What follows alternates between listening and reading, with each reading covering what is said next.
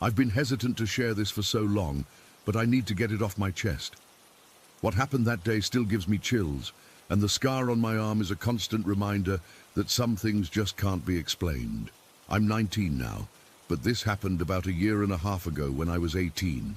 My mum and I had been living in this old trailer for a few years by then. We knew it was haunted before we even moved in.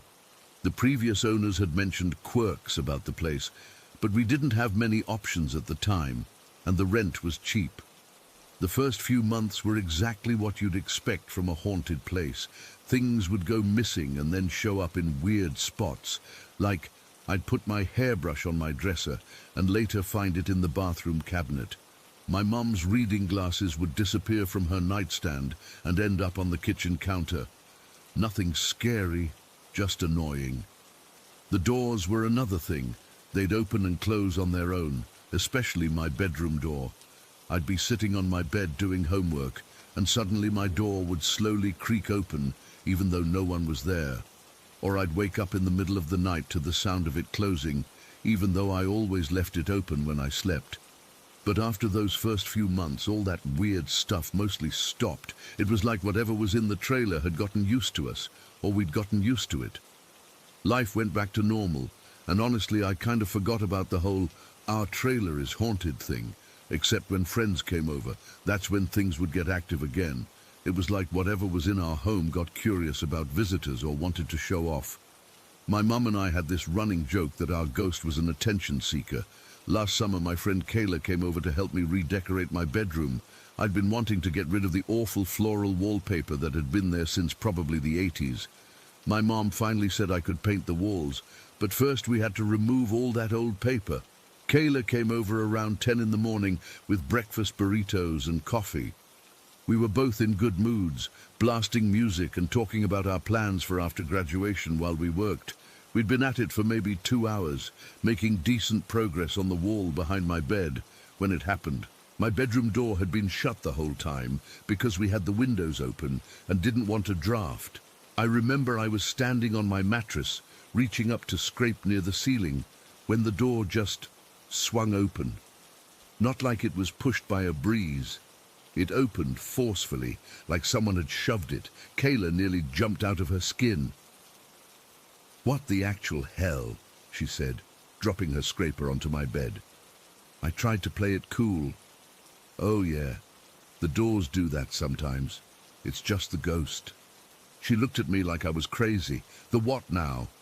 I shrugged and kept scraping. "The ghost, or whatever. This place is haunted. Has been since we moved in. They mostly leave us alone, but they get active when people visit." Kayla was freaked out, but I assured her it was harmless.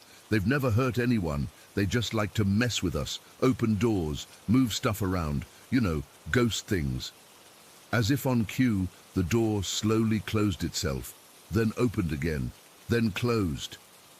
"Okay, that's it," Kayla said, backing away from the door. "I need a break." I was getting hungry anyway, so we decided to head to the kitchen for lunch. As we were leaving my room, the door slammed shut behind us so hard the walls shook. Kayla grabbed my arm. "Lily, that's not normal," she whispered. "They're just showing off because you're here," I said. "They'll calm down." We went to the kitchen, and I started making sandwiches, while Kayla sat at the table, still clutching the wallpaper scraper she'd brought with her from my room. She kept looking around nervously, like she expected to see something appear. "If a ghost tries to attack me, I'm going to cut it," she said, holding up the scraper like a weapon. Its metal edge caught the light from the window. "I'm serious. I'll slice whatever comes at me." A chill ran down my spine. "Don't say that," I warned her. "Don't threaten them." "Why not? They're freaking me out on purpose." "Just don't. They've never hurt anyone, but let's not give them a reason to start, okay?" Kayla rolled her eyes, but put the scraper down on the table next to her. We ate our sandwiches, and the weird tension in the air seemed to ease a bit. I started washing our plates in the sink while Kayla talked about her college plans. That's when it happened. I was standing at the sink, my hands in the soapy water, when I felt it. A sudden, intense burning sensation on my right forearm. It was like someone had pressed a hot iron against my skin. I yanked my arm out of the water, thinking maybe there was something caustic in the soap, but what I saw made my blood run cold. There were 3 deep, angry red scratches running from my inner elbow almost to my wrist. They weren't bleeding much, just little beads of blood here and there, but they burned like nothing I'd ever felt before. And they weren't random. They formed a pattern, almost like letters. "Kayla," I whispered, unable to take my eyes off my arm. "Kayla, look." She came over, and her face went white. "What the fuck? Did you do that to yourself?" "No, I was just washing the dishes and it just happened." We both stared at my arm. The scratches were getting redder, more inflamed by the second. The burning was so intense I thought I might pass out. "It looks like it's spelling something," Kayla said, her voice shaking. I tried to make out the letters, but they were too crude, too jagged. Was it an S, maybe an A? I couldn't tell. "Where's the scraper?" I asked suddenly. Kayla turned to look at the table where she'd left it. It was right there. But it wasn't. The wallpaper scraper was gone. We tore the kitchen apart looking for it. We checked under the table, in the drawers, even in the trash. It had completely vanished, and all the while my arm kept burning worse and worse. I ran cold water over the scratches, hoping it would help, but it didn't. The pain was becoming unbearable. It felt like the scratches were still being made, like invisible claws were continuing to dig into my flesh, even though the marks were already there. "We need to get out of here," Kayla said, grabbing her phone and keys. "This is messed up, Lily. We need to go to your mom's work or something." But I couldn't move. The pain had me frozen in place, tears streaming down my face. "I can't," I gasped. "It hurts too much." Kayla found some first aid supplies in our bathroom and came back with antiseptic and bandages. As gently as she could, she cleaned the scratches and wrapped my arm tightly with gauze. The pressure seemed to help a little with the burning. "I'm calling my mom to pick us up," she said, already dialing. But as soon as she said that, the pain in my arm suddenly stopped. Just stopped. Like someone had flipped a switch. The relief was so sudden I almost collapsed. "Wait," I said. It's better now." Kayla looked skeptical. "Are you sure?" I nodded, unwrapping the bandage to check. The scratches were still there, still angry and red, but the burning was completely gone. It didn't even sting anymore. That's when the lights in the kitchen began to flicker. The refrigerator made a horrible grinding noise, then stopped running altogether. The temperature in the room dropped so fast I could see our breath. Kayla was backing toward the door. "I'm out. I'm sorry, Lily, but this is too much." I couldn't blame her. I was terrified too, but something kept me rooted to the spot, a weird feeling that whatever had marked me wasn't done yet. The kitchen cabinet doors began to open and close, slamming rhythmically like some kind of warning. A glass flew off the counter and shattered against the wall, and then, in the middle of all this chaos, the wallpaper scraper reappeared, right on the table where Kayla had left it. But it wasn't the same. The metal edge was different, darker, wet. Kayla saw it too and let out a choked scream.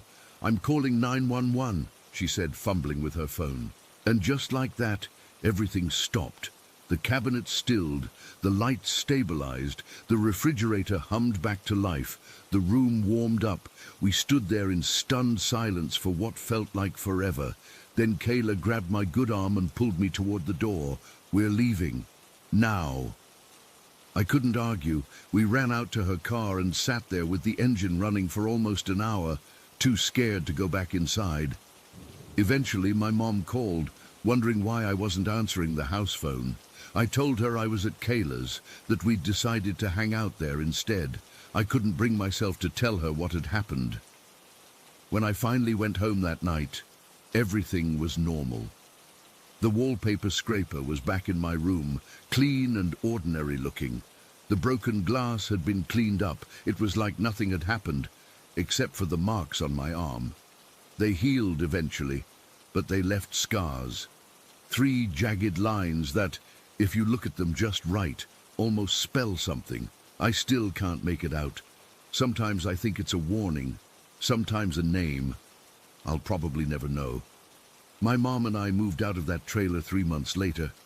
I never told her the real reason why I was so insistent that we leave. I just couldn't stay there anymore, knowing what could happen.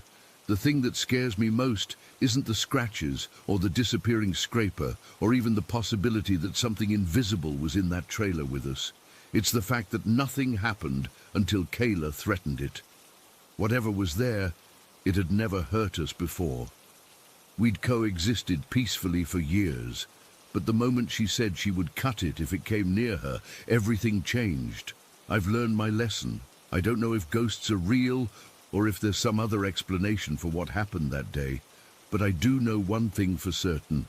If you ever find yourself in a place where things move on their own and doors open without anyone touching them, don't make threats. Don't challenge whatever might be there, because sometimes they accept the challenge. Story 14. I never really believed in the supernatural. I mean, I enjoyed the occasional ghost story like anyone else, but I always thought it was just that, stories. But what happened to me 6 months ago changed everything, and I'm still trying to make sense of it. It was early October, and my boyfriend Jake and I were bored out of our minds. We'd been dating for about 8 months, and living in rural Alabama doesn't exactly offer a ton of exciting weekend options. We'd already seen every movie at the rundown theater in town and eaten at every restaurant within a 30-mile radius. That's when Jake mentioned Crybaby Bridge. Have you ever heard of it? He asked while we were hanging out in my apartment that Friday night. I shook my head. I'd grown up about an hour away and had only moved to the area for work after college. It's this old bridge deep in the woods, he explained. People say if you go there at night, you can hear a baby crying. Some say it's the ghost of a baby that was thrown off the bridge. Others think it's the mother looking for her child. Either way, locals are terrified of the place. I rolled my eyes. Classic small-town urban legend. No, seriously, Jake insisted. My cousin swears he heard it, and he's not the type to make stuff up. Maybe it was the monotony of our usual routine, or maybe it was the thrill of doing something different. But I found myself agreeing to go look for this bridge that very night. It was already around 11 when we headed out in my car. Jake said he roughly knew where it was, somewhere off County Road 27, deep in the woods. We should have charged your phone more, I said, as we drove down dark country roads. Jake's phone was at 15%, and mine was completely dead. I'd forgotten my charger at work, which was stupid, but I figured we'd be fine with his phone's GPS. It'll be fine, he assured me. We're just gonna find the bridge, hang out for a bit, see if we hear anything, and then head back. What started as a straightforward drive quickly turned into a maze of wrong turns. The GPS kept cutting out as we lost signal in the more remote areas. After about an hour of driving, Jake's phone died too. Great, I muttered. Now what? I think we're close, Jake said, peering through the windshield at the pitch-black road ahead. Let's just drive a little further. I recognized some of these landmarks from what my cousin described. It was nearly 2 in the morning by this point. The roads had gotten narrower, with dense forest pressing in from both sides. My headlights cut through the darkness, but beyond their reach was just nothing. Complete darkness. No houses, no streetlights, not even another car for the past 45 minutes. Jake, I think we should turn around.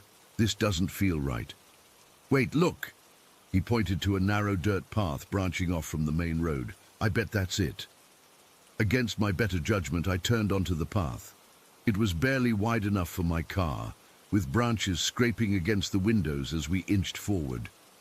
After about 5 minutes of crawling along this path, the trees opened up slightly, and I saw it. An old bridge to the left of our car, maybe 50 yards away through a clearing in the trees. It wasn't much to look at.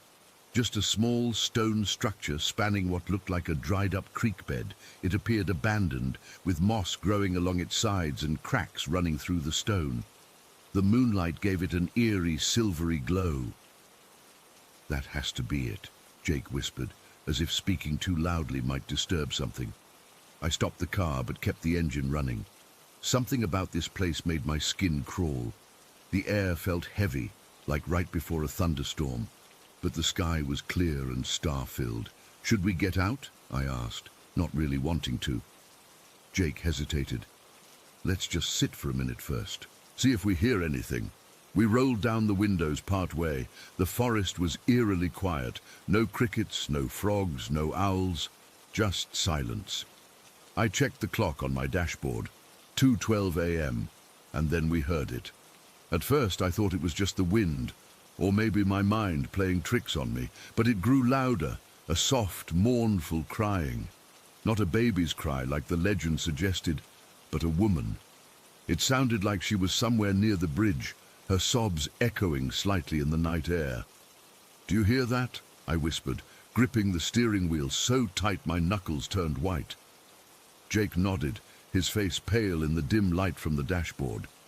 "Yeah. Holy shit." The crying continued for what felt like forever, but was probably only a minute or two. It wasn't constant. It would fade and then grow stronger, like whoever was crying was moving around.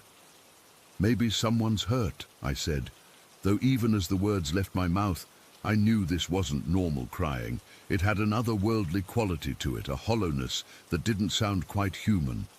And then, as suddenly as it had started, the crying stopped. The silence that followed was even more unnerving. That's when I saw her. Beyond the bridge, deep among the trees, stood a figure. Even from a distance I could tell it was a woman. She was unnaturally pale, almost glowing in the darkness, wearing what looked like a dirty white dress that hung limply on her thin frame. Her hair was long and dark, obscuring much of her face, but I could feel her looking directly at us. "Jake," I whispered, nodding toward the figure. "I see her," he said, his voice tight with fear. "Melissa, we need to go. Now." But I couldn't move. As I stared at the woman, something strange happened. The fear I'd been feeling began to fade, replaced by a powerful sense of concern, empathy. I felt an overwhelming urge to help her. She seemed so sad, so lost. Without really thinking about what I was doing, I unbuckled my seatbelt and reached for the door handle. "What are you doing?" Jake hissed, grabbing my arm. "She needs help," I said, surprised by how detached my own voice sounded. "She's crying. She's lost something. Melissa, that's not a real person. Look at her." But I couldn't look away. In fact, I felt like I was being pulled toward her by some invisible force. The longer I stared, the stronger the compulsion became. I needed to go to her. I needed to help her find what she'd lost. I started the car, but instead of backing up, I began driving forward toward the bridge. "What the hell are you doing?" Jake shouted, panic clear in his voice. I couldn't answer him. I couldn't explain the certainty I felt that I needed to cross that bridge, to go into those woods, to find the crying woman. Nothing else mattered. What happened next is a bit of a blur. I remember Jake unbuckling his seatbelt and lunging across the center console. He grabbed the wheel, yanking it to the side. We struggled for control of the car, the vehicle swerving dangerously close to the edge of the narrow path. Somehow, he managed to shift the car into reverse while wrestling my foot off the gas pedal. "Melissa, snap out of it," he shouted, his face inches from mine. The car lurched backward, and as we moved away from the bridge, it was like a fog lifting from my mind. The overwhelming pull I'd felt toward the woman began to fade. I blinked rapidly, suddenly aware of what I'd been about to do. Jake took advantage of my momentary confusion and pushed me into the passenger seat, quickly sliding behind the wheel. He threw the car into drive and executed a rough three-point turn on the narrow path before speeding away from the bridge. As we raced back down the dirt path, I looked out the rear window. The pale woman stood at the edge of the clearing now, closer to where we'd been parked. Even from a distance, I could see her more clearly. Her face was gaunt with hollow eyes that seemed to follow our car. For a split second, I thought I saw her mouth open impossibly wide, revealing nothing but darkness inside. "Don't look back," Jake said firmly, his knuckles white on the steering wheel. "Just don't." We drove in tense silence for nearly 20 minutes before either of us spoke again. By then we were back on the main road, the dense forest receding behind us. "What the hell happened back there?" Jake finally asked, his voice shaking slightly. "I don't know," I admitted. "It was like I couldn't control myself. I felt this pull, like I absolutely had to go to her. It felt like the most important thing in the world." Jake shuddered. "That place, did you notice how it smelled?" I hadn't noticed any particular smell, but Jake described it as death, like rotting vegetation and stagnant water, but with something else underneath, something sickly sweet and unnatural. When we finally made it back to my apartment, it was almost 4 in the morning. We were both exhausted and shaken. Jake stayed over, neither of us wanting to be alone after what we'd experienced. We promised each other we'd never speak of that night again, never go looking for Crybaby Bridge again, but I couldn't let it go. Over the next few weeks, I found myself researching local legends, digging through old newspaper archives at the library, even casually asking locals about the bridge without mentioning our experience. What I discovered chilled me to the bone. The bridge did have a name among locals, Crybaby Bridge, though most were reluctant to talk about it. The stories varied, but most centered around a woman who had lost her child. Some said she'd drowned her baby in the creek and then killed herself out of remorse. Others claimed her child had been taken by something in the forest, and she died searching for it. Either way, people believed her spirit remained, forever crying for what she'd lost. More disturbing were the stories of disappearances. Over the decades, several people had reportedly gone missing in that area, most of them at night. The official explanations ranged from accidents to runaways, but locals had their own theories. They spoke in hushed tones about how the woman would call to people, luring them into the forest, and they would never return. The most unsettling information came from an elderly woman who lived on the outskirts of town.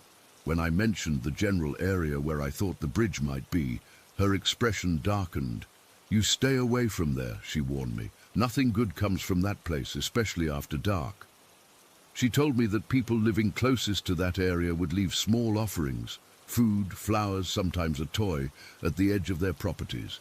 When I asked why, she simply said, "To keep her satisfied, to keep her from coming closer to our homes." It's been 6 months since that night, and I wish I could say the experience is behind me, but the truth is, it's not. Almost every night around midnight, I feel it. That same pull I felt at the bridge. It's like an itch I can't scratch, a hunger that can't be satisfied.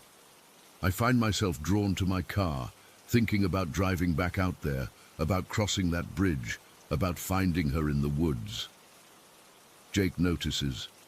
He sees the way I get restless at night, the way I stare out the window in the direction of the forest. He made me promise never to go back there, and so far I've kept that promise. But it's getting harder. Sometimes when I'm alone and it's quiet, I swear I can hear her crying, calling to me from miles away. And sometimes in my dreams, I see her, the pale woman in the dirty white dress, standing at the edge of the forest, waiting for me to return. I don't know if what's pulling me back is simple curiosity, some psychological after effect of a frightening experience, or something more, something supernatural, something hungry. All I know is that I can't stop thinking about Crybaby Bridge. And I'm terrified that one night my willpower won't be enough, and I'll find myself driving back there alone this time, back to her, back to whatever waits in those woods.